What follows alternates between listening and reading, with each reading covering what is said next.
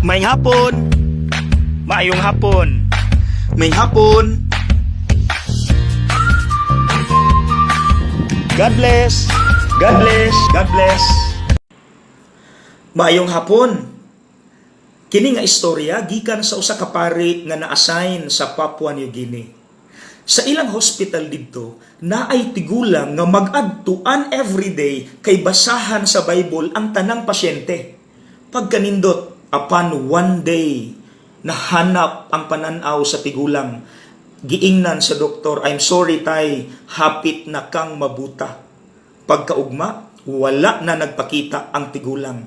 So ilang giapas, ug nakit-an ng tigulang nga nag-inusara sa bukid. Gipangutana nila, "Tay, nganong wala naman kami balik sa ospital? Nasuko kas Ginoo?" Ni Ismail ang tigulang ug niingon, "Wala man ko masuko sa Ginoo, gituyo nako ni nga samtang makakita pa ko, gimemorize nako ang mga teksto sa Bible aron inigkabuta na nako mubalik gyapon ko sa ospital to continue my mission." Mauna pasabot ni Kristo nga dapat mamunga ta og daghang bunga sa giingon diri sa ebanghelyo. Kung si tatay mamatay ug pangutan-on sa Dios, sa usa ka kinabuhi nga gipahulam nako nimo, pila na imong mauli nako? More than one.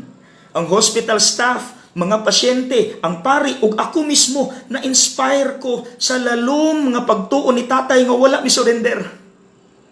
Mga igsoon kita kaha.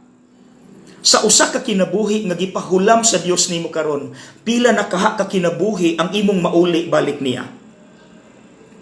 Can you name a person nga makatestify nimo nga buutan ka?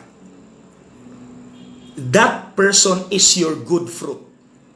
This may sound binata katawanan, pero kung atong tinud-on, what if wala tuoy tawo nga na-inspire nato kay bati tagbatasan? What do you think? God bless.